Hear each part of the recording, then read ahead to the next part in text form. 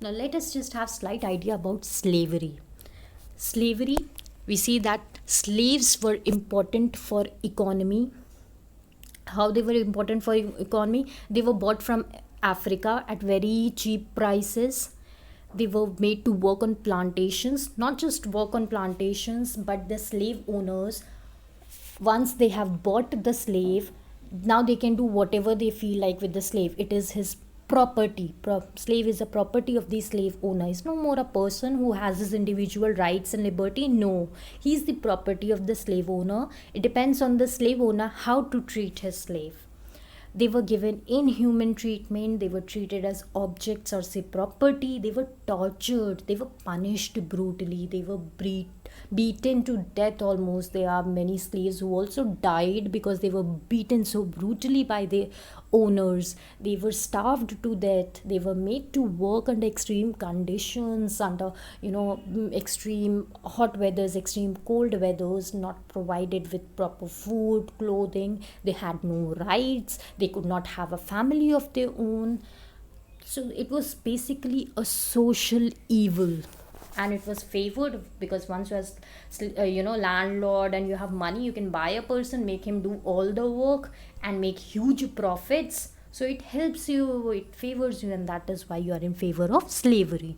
So such an social evil was this slavery, which reduced the importance of a human to just being treated as a property that has been bought.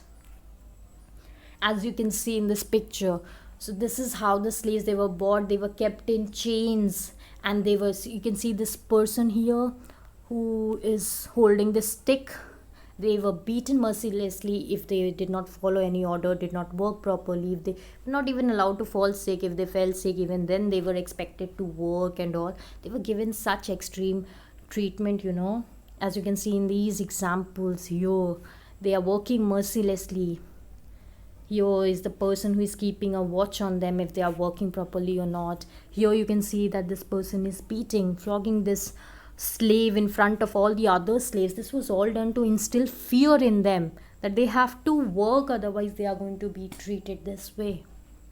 And there is also a Oscar winning movie 12 Years a Slave, based on a book which is based on a true accounts how slaves are treated.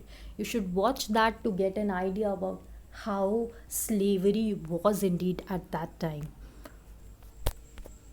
So besides these causes, we see that there were other factors which also created such a scenario that eventually led to this American Civil War between the northern and the southern states.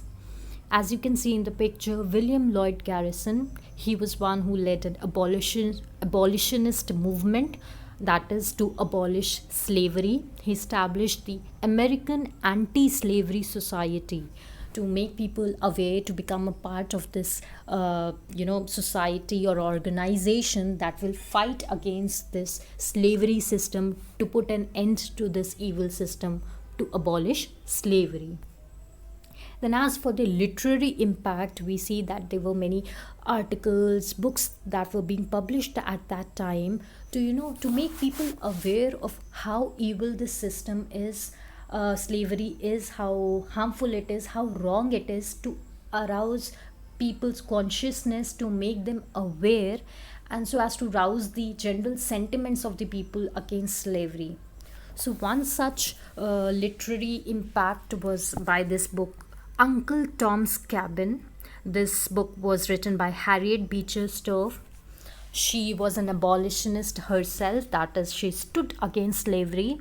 In this book, Uncle Tom's Cabin, she highlights the poor conditions of the enslaved people, the Africans who are subjected to brutal torture and the harsh conditions they survive in.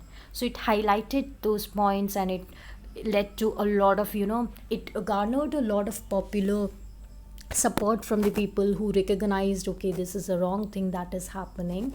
And it led to a lot of anger in the southern states, that a lot of people were realizing now after reading the book, the experiences which was based on true account, that how slaves are being tortured and subjected to such cruel inhuman treatment. So this was one of the book that had a real great impact on people, shifting their, moving them against this system of slavery.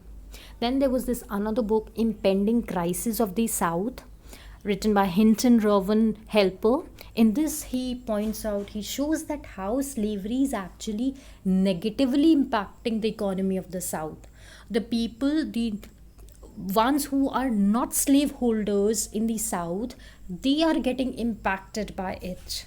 Had South not been so much driven by slavery system, it would have, got more industrialized, would have been more developmental and more progressive, as just like the North. And it is just the slavery which is preventing the southern states from, becoming more developed and from becoming more progressive. So it is basically the slavery system which is causing this crisis and actually affecting the economy in a brutal way in the South. So these two books, Uncle Tom's Cabin and Impending Crisis of the South, they had a literally impact in arising people's consciousness, making them aware, creating a general opinion of the people against the institution of slavery. Then, besides this literary impact, next was the political development. So, we see that the major political development that happens is the election of Abraham Lincoln. Abraham Lincoln, he is elected as the 16th President of the United States of America in 1861. This is important, that he is a great leader and he stands totally against slavery. So now obviously when you have a leader who takes such a strong stand against some system, then obviously the public opinion also resonates with him, people also connect with him, and they also develop a sentiment against such institution. So when you have a leader such, you can have faith that he is going to bring change in the system. So when he stood against slavery, it was bound to bring about changes in this evil system. So we see that Abraham Lincoln, he becomes the 16th President of the United States of America. He holds a view which is totally against slavery. According to him, slavery is a very vicious and brutal system. Vicious, that is a very cruel system in which human bondage. What form of bondage? We see that slaves, they are bought by the slave owners. So now they enter in some form of bondage. They are bound by this contract, as you may say, where they have been bought for their entire life by the owner. Now whatever the owner says, they will do exactly like that. The slaves do not have their own free will to decide what to do. They have to do whatever the owners tell. So they are bonded, bound by this bondage or contract. And this form of human bondage, it is an absolute negation, total opposite of democracy. It is a violation of democracy. What is democracy? It is based on the premise that all men are equal, everyone should have basic right of life and liberty, have a right to have their own free will, to make their own choices. But this vicious system of slavery, it was totally in negation, it was totally opposite, it was basically breaking the norms of democracy, it was totally against democracy. So he says that it's a very vicious system in which human bondage is basically a violation of democracy, of the fact that all men are equal. So he stands against slavery and he does not allow slavery in the newly established western states of America. We studied one of the reason of conflict between the northern and the southern states was whether the newly acquired western states of Texas, Mexico, and California should be made free states or should slavery be introduced there. So we see that the 16th President Lincoln, he takes a clear stand against slavery and he does not allow slavery to be included in the newly established western states of America. So this also has a major impact, and this leads to the further conflict between the north and the south, with the north supporting the idea of abolishing slavery, and the South seeing it as an attack on the economy, that this is not in their interests to abolish slavery. So this leads to a creation of a scenario which results in the American Civil War between the North and the South. So in 1861, Lincoln is elected as the 16th president of USA. He holds his sentiments are against slavery. So obviously this leads to the realization in the southern states, now that he's the president, he's going to abolish slavery, which is going to be very detrimental to our economy. So that is when 11 slave owning states of the South, how many states? 11 slave owning states, North Carolina, South Carolina, Mississippi, Florida, Alabama, Georgia, Louisiana, Texas, Virginia, Arkansas, and Tennessee, they all seceded from the Union. Seceded, that is, they withdraw from the Union and they form their own confederacy or Confederate States of America. So these 11 slave owning states, they withdraw from Union, that we are not going to be a part of the Union. We are forming a separate Confederate States of America, these 11 states, because they now know, okay, Abraham Lincoln is the president, now he holds anti-slavery sentiment, so he's going to abolish slavery, while we want to have slavery in our own states. So we are withdrawing from this union, and we have our own Confederate States of America, where we will have our own system set up and we will continue with slavery. They go on to elect Jefferson Davis as their president. So here, that is when we see the beginning of this civil war. The divisions between the northern and southern states are quite clear.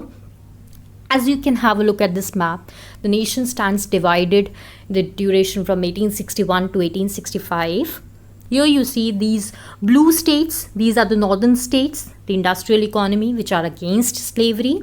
They are known as the Union states because they favor the formation of union, that all the states, they should stay together as one nation.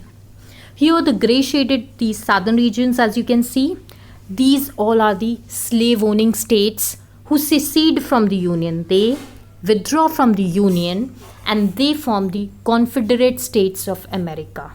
They form the Confederate. So northern states are the Union states, and the southern slave owning states, they declare, the 11 states, they declare themselves as Confederate States of America. These green shaded areas that you may see, these are border states. They are neutral states. They neither support these free states of the Union, nor do they support these slave owning states. They have a very neutral stand. So these are the border states which are totally neutral in this conflict. While here we have major clear divisions with the northern, these blue region areas, these the United States against slavery, no slavery should be there, and these southern states who declare themselves as Confederate States of America who favor slavery. So we see that basically emergence of two regions who are with conflict with each other in America, the northern and the southern states, which results in the coming up of two great leaders at war with each other. In the north, Abraham Lincoln, he is the 16th president. During the Civil War, he supports the cause of the northerners against the slavery. He is totally against the system of slavery, Abraham Lincoln. And in the southern, we see how the southern states, they form the Confederate States of America, and they elect Jefferson Davis as their president, who will be representing their cause and will be in favor of slavery. So this is the American Civil War, having two different leaders, Abraham Lincoln supporting the northerners against slavery, and Jefferson Davis supporting the southern states, the Confederate States of America, in favor of slavery.